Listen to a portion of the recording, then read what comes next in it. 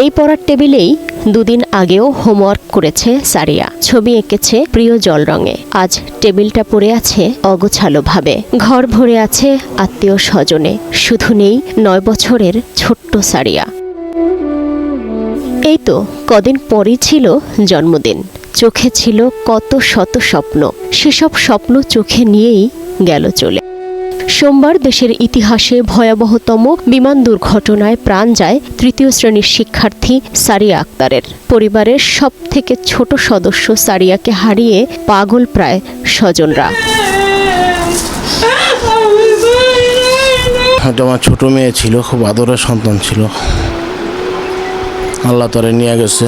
আমরা সব কয়ে মরে গেছে, পাও গেলে মনে কয়ে কয়ে মরছে।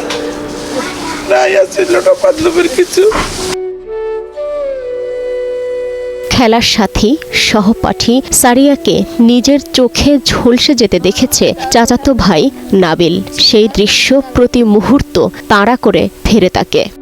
আমার বোন টিফিন টাইমে আমারে বলতে আছে যে তোর চিপটা আমার দে, আমি তোর টেকা দিই, তুই পরে না খাইস। এখন কোচিং টাইম বেরোছি, চিপ কিনা আসতে নিয়েছি, তখন দেখি আমার মাথার উপর দিয়ে একটা বড় একটা বিমান যেতেছে। তখন উপরে তাকাইছি, সামনে তাকাই দেখি কি আমাদের বিল্ডিংটা আছে না, বিল্ডিংটা বিল্ডিংয়ে একদম মানে আগুন ধরে গেছে। আমার অনেক কষ্ট লাগতেছে, আমার ভালো লাগতেছে না একটু।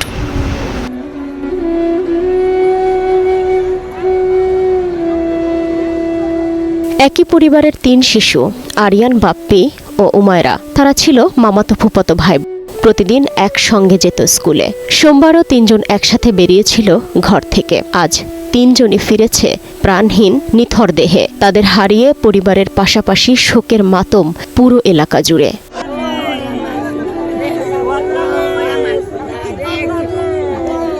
শুধু সারিয়া, আরিয়ান, বাপ্পি আর ওমায়রা নয়, এ দুর্ঘটনায় মৃত্যুর সারি অনেক লম্বা। দেশের বিভিন্ন হাসপাতাল এখন কান্নার ঘর। চিকিৎসাধীন যারা রয়েছে তাদেরও ফিরে আসার সম্ভাবনা ক্ষীণ।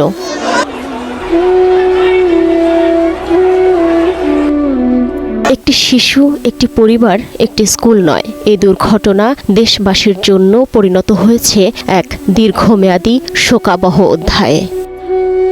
সালমা জাহান মুক্তা, বৈশাখী সংবাদ, ঢাকা।